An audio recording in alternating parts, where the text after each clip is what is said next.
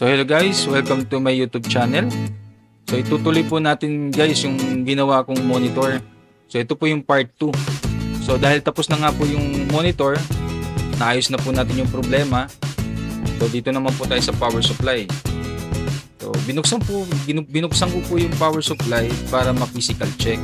Importante po talaga yung physical check bago tayo po magtanggal ng pyesa para hindi po tayo o hindi natin mapahaba yung trabaho o hindi madagdagan yung trabaho.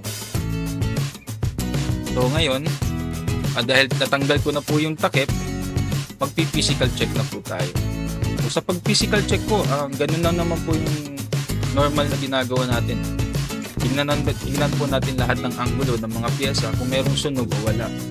Ngayon, kung wala naman po tayong sunog na nakita, doon po tayo titingin sa appearance ng pyesa. Kaya po nitong maliit na capacitor, napansin nyo po, bloated o bukol po yung ibabaw. Dapat po kasi hindi yan bukol, dapat naka-flat. So, yan po ang unang-una po muna natin tatanggalin para malaman natin kung yan po ba talaga ang sira. So, ang gagawin ko po, tatanggalin ko naman po muna yung hinang ng capacitor para mapalitan po natin ng bago.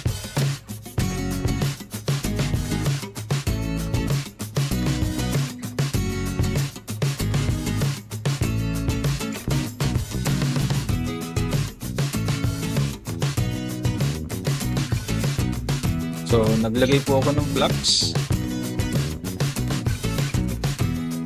Normally guys, ang ginagamit ng flux dito ay yung Eagle, kung hindi naman po yung Amtech.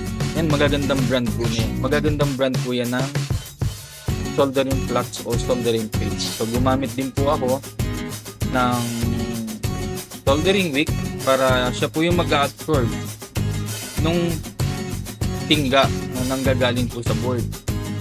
So, importante ito po yan. Mas maganda po kasing gamitin ng soldering wick compare po dun sa soldering pump o yung pang sip-sip po mismo ng hinang. Kasi minsan mahirap po gamitin yun eh. Kaya ginagamit ko po ngayon ay soldering wick, which is mas mabilis. So dahil na sip-sip na po yung tingga, mabilis na pong tanggalin yung capacitor. Kahit anong pyesa, mas mabilis pong iangat.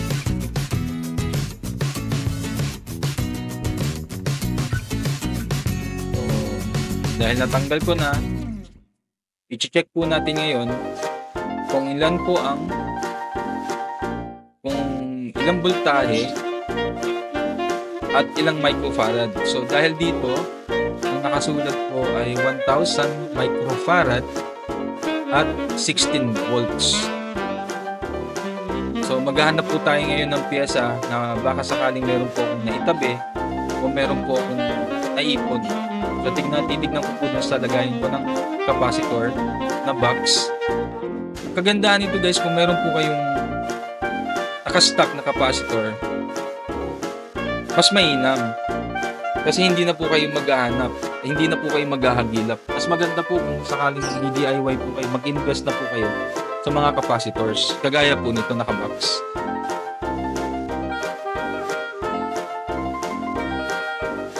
So i-double check po natin kung tama nga po ba yung basa ko, 1000 microfarad at 16 volts. So dito sa box may nakalagay po ng 1000 microfarad at 16 volts. So ayan po. So at least kahit pa paano meron po tayong stocks. Mura lang to guys sa online shopping. So from 0.1 up to 1000 microfarad, meron na po itong laman.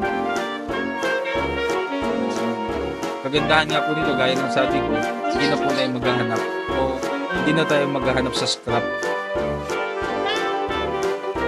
Okay lang po na magkaiba ng kulay. Ang importante, yung level po niya pareho. Kasi depende po kasi sa manufacturer kung bakit magkaiba po yung kulay. So okay lang po yan. Ang importante, pareho po ng value. Mataba man po yan o manipis, ang importante yung value ay pareho. So, napansin nyo po, bloated po yung capacitor. Itabi po muna natin itong box. Tapos, try po nating ikabit yung capacitor na nakuha po natin na same value.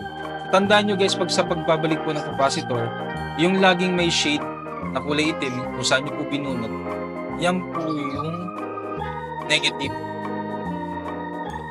na side. Laging negative side po yun.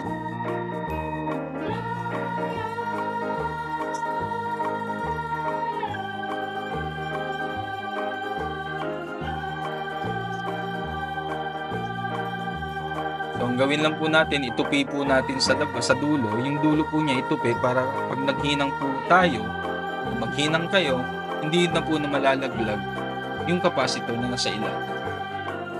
Para kahit papaano po nakakapit na. So, gagamit po tayo uli ng soldering lead. At the same time, lagyan nyo na rin po ng soldering flux para mas mabilis pong matunaw yung tingga. So, ordinary yung tingga lang din po ang gagamitin ko dito. Dahil yun lang po din ang may stocks na meron ako. Gamit-gamit ang soldering rod at ang soldering lead.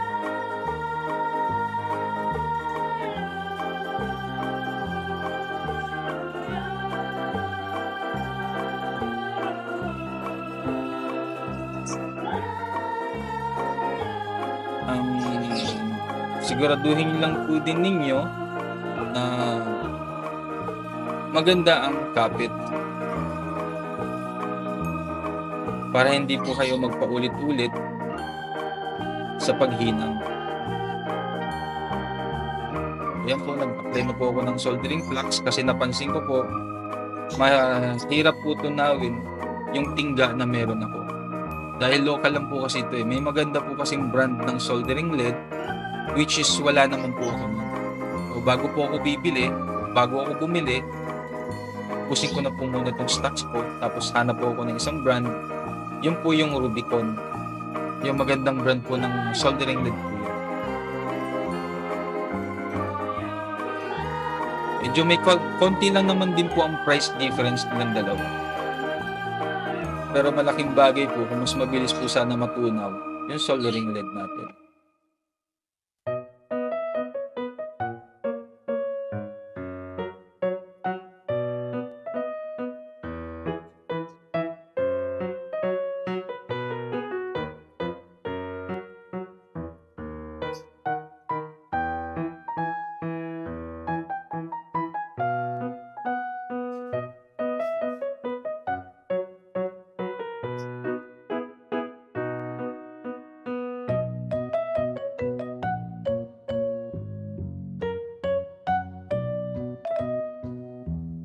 So yun guys, after po nating ihinang, tanggalin po natin yung excess na paa para pag ibabalik natin po sa dati niyang pwesto, hindi po tutukod dun sa housing o sa kaha.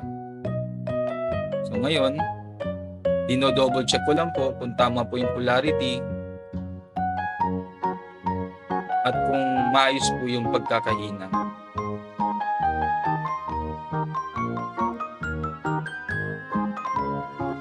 So after po natin ihina ngayon o natanggal na natin yung pin, linisan po natin yung paligid ng pinaghinangan natin. Okay lang naman din pong hindi linisan o tanggalin yung soldering flux, pero para sa akin, para mas malinis pong tignan at hindi po naglalangis. So gumamit lang po ako ng lighter fluid para matunaw po yung excess ng soldering flux.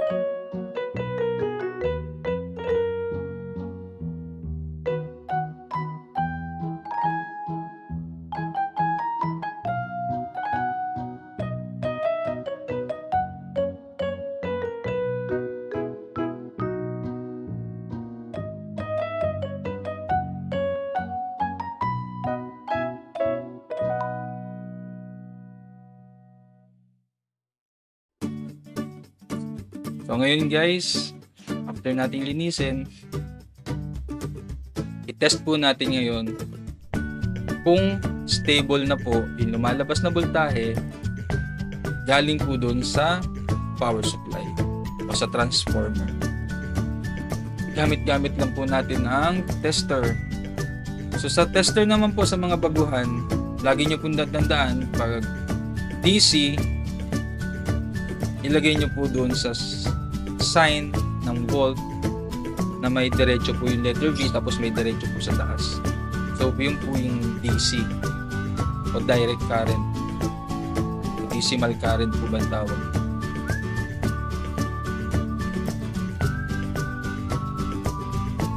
So napansin nyo po 12 volts po yung lumalabas na voltahe at hindi na po naglalaro, stable na po. Kumbaga nag-stop na po siya sa 12.43. So good na po yung power supply natin. Tapos yung ilaw, mapapansin nyo po na hindi na nagbi-blink. So senyalis po yan na tama po yung ginawa natin sa pagpalit nung capacitor.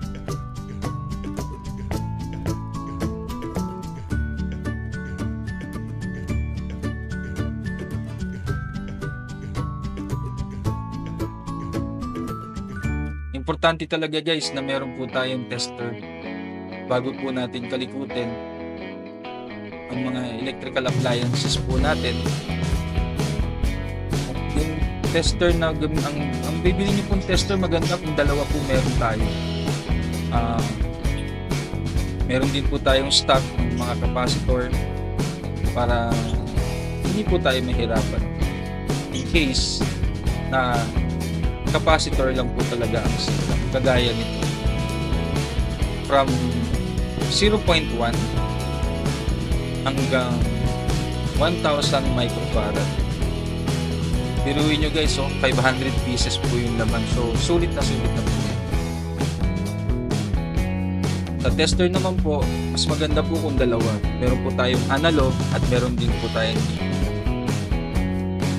Kasi yung analog po, mas maganda pong gamitin kung yung capacitor ay good or bad compare sa digital. So ngayon, tatakbo na po natin yung transformer para ma-test naman po natin yung monitor na ginawa po natin kagabi.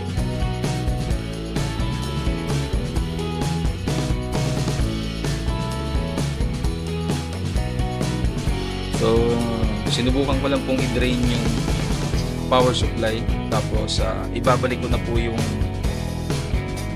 tamang pagkakaposition po niyan mismo doon po sa ka. Medyo maganit lang po kasi first time po kasi nabuksan ko ito, kaya lahat halos ng butas ay medyo masikip po talaga.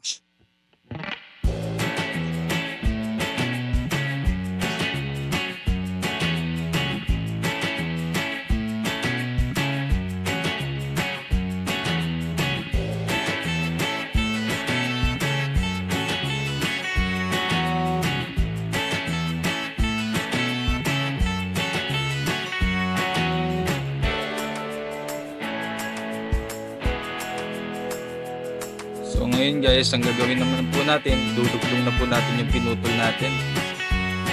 Kung napanood nyo po yung part 1, ando po yung explanation kung bakit po pinutol. So ganun pa din po, gamit ang soldering rod, soldering rod, o soldering iron. At the same time, gumamit din po ako ng shrink tube. Yan po yung kulay itim na iniinit tapos sumisikip. Yan po yung shrink tube po tawag dyan. Mas maganda po na yung dugtungan po natin, lagi po natin inihinang para in case po na mahatak-hatak, hindi po basta-basta mabubunot dahil nakahinang.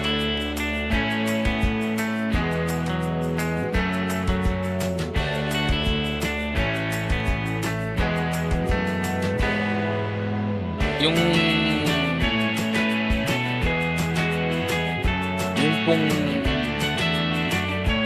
shrink tube, marami pong klase yan, may makapal, may manipis. So ito na guys, no, ititest na po natin. Ikukunik ko na po sa PC yung monitor, tapos itong power supply naman po ay itatap na po natin mismo doon sa input ng monitor. So, nakita nyo po yung plug. Kakabit ko na po dito sa mismong monitor para may test na po natin. So, yung HDMI cable guys, nakakabit na rin po.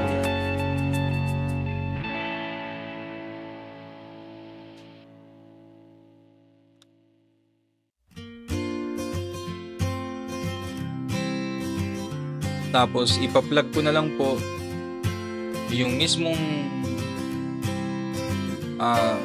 transformer doon sa outlet para magkaroon na po mismo ng supply yung monitor. So, napansin nyo guys, nagka-display tapos hindi na po nagbi-blink. Yan po ay naging problema na. So, namamatay po yan guys kasi wala pa pong supply na nanggagaling naman po sa PC. Kailangan po muna natin connect mismo sa PC yung HDMI.